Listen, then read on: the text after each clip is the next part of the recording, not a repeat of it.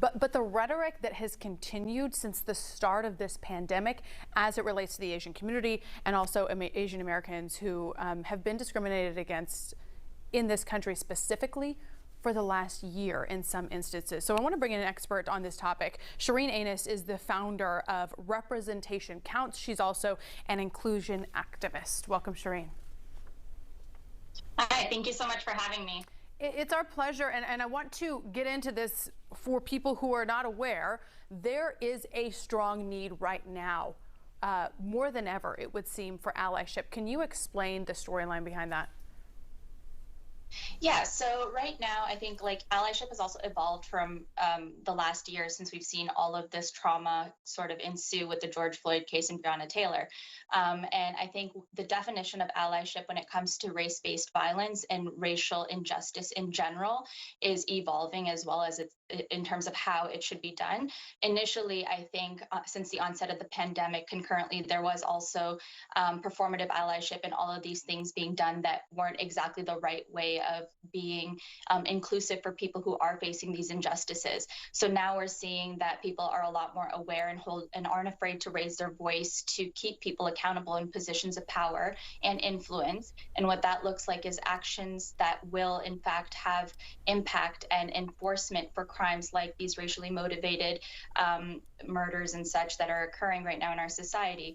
So I think that the definition and also what allyship looks like is evolving and changing today. And now, unfortunately, with what happened in Atlanta with the Asian community, racism and racially motivated crimes are going to be even more recognized as being racially motivated and not just something else. Shireen, I'm wondering, were you able to hear what Representative Chip Roy of Austin said yesterday? Were you on the line here to hear it, or have you heard it separately? I've heard it separately. Obviously, that has been trending a lot on our social media platforms. I do not condone anything he said. I think it is possibly one of the worst things he could have said during the current climate.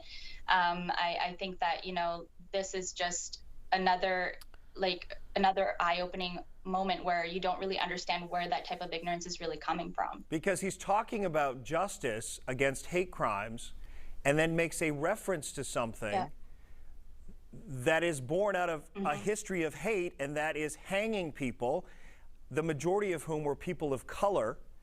And so I'm listening to it. He's saying that's not what he meant, but still a bad choice nonetheless, even if he didn't mean it in that way.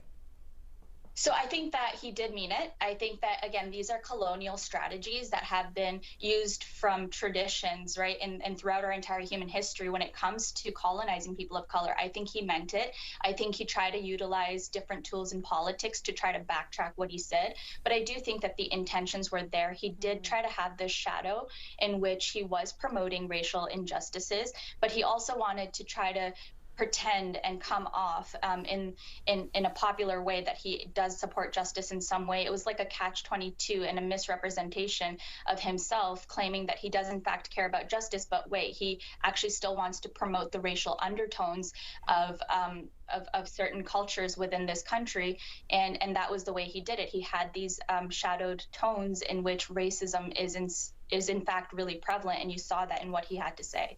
And Shireen, last question here before we wrap up. We are seeing this surge in anti-Asian conduct and rhetoric. We're also seeing this hypersexualization of Asian women or Asian American women.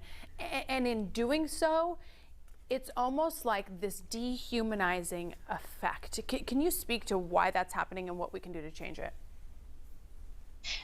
Of course. So I think that that's happening also because you don't, with the dehumanizing effect, it also makes it easier to kind of brush people under the rug, right? If you can't emotionally attach or relate to people, specifically people of color or people of varieties of cultures and descents, then you're able to get people to kind of have a following that where people who are politically interested can kind of polarize issues. So I think that in removing the emotion and in removing the human aspect of people, specifically in this case Asian people, it achieves a political strategy in which they're trying to polarize an issue and they're using race to get there.